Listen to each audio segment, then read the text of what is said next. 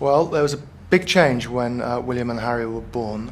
Big change in relation to members of the royal family being born. I mean, the Prince of Wales had been born at Buckingham Palace, and an announcement had been made by the Home Secretary, and various government officials had to be there to actually witness the birth.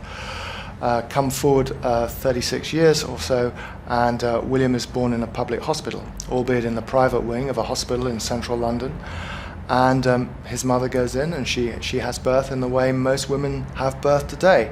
Charles was there, he witnessed the birth, he came out and spoke about it. But there was a wonderful modern touch to it, and it resonated with the people in this country. And it was the start, really, of the golden age of the monarchy at the beginning of the 1980s with William's birth. Sadly, that golden age was tarnished fairly quickly because of unhappy marriages. But nevertheless, at that time, it was enormously popular. 2 years later, Prince Harry was born in the same place, and we had the same outpouring of public affection towards the event.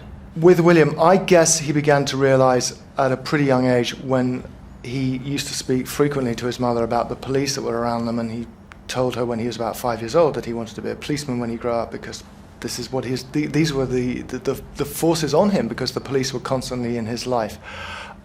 Certainly there was a moment at nursery school when he was aged, I think, around 6, when he'd had a rough and tumble with a boy in the playground, and he said that he would go home and get his granny's soldiers to come and beat him up. So you begin to realise that no one's going to be able to answer that. I can get my dad round, but I can't bring the army, you know. So I think William knew at a fairly young age that he came from this extraordinary background.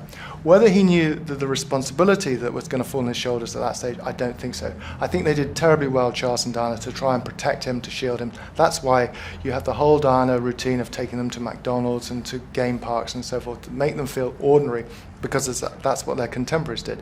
But nevertheless, he knew, I would guess, by the time he was 11 or 12, certainly he was having talks with his grandmother, the Queen, about his future responsibilities at that time, that there was going to be this awesome thing was rearing up on the distant horizon of his life.